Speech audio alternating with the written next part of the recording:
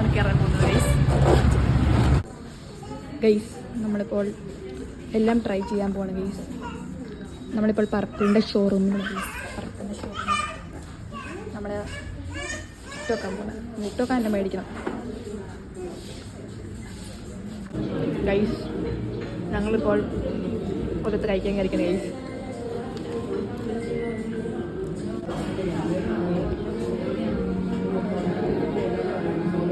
മര്യാദയ്ക്ക് കുടിച്ചോ ഗൈസ്. ഞങ്ങളിങ്ങനെ ഇറങ്ങിയിരിക്കുന്നു ഗൈസ്.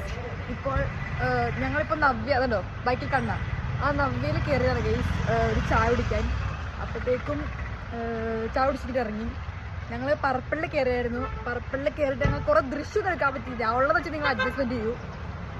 ഒരു ഡേയും ഒരു വൈകുന്നേരത്തെ ഒരു വ്ളോഗാണ്. ഇന്ന് വൈകുന്നേരം ഞാൻ വാപ്പിയുടെ കൂടെ വരികയാണെങ്കിൽ ഉമ്മയുടെ വാപ്പിയുടെ കൂടെ വരികയാണെങ്കിൽ നിങ്ങൾക്ക് അടുത്ത ബാക്കി കാണുന്നു, അല്ലെങ്കിൽ അടുത്ത ദിവസത്തേക്ക് കാണുന്നത്. അപ്പോൾ സെറ്റാണ് ഗൈസ്. ഞങ്ങളിപ്പോൾ പർപ്പിളിൽ നിന്ന് എന്തൊക്കെ മേടിച്ചെന്നാണ് നിങ്ങളുടെ പറയാൻ പോകുന്നത്. ഇതൊരു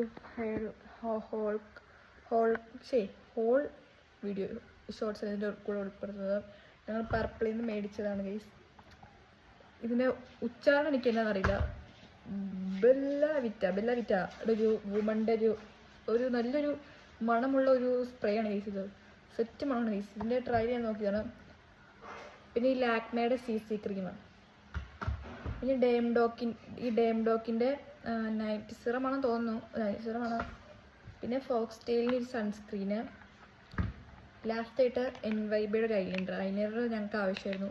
എൻവൈബയുടെ ഒരു ഐലൈനർ. ഇത്രയുമാണ് ഞങ്ങൾ പർപ്പിളിൽ നിന്ന് മേടിച്ചത്.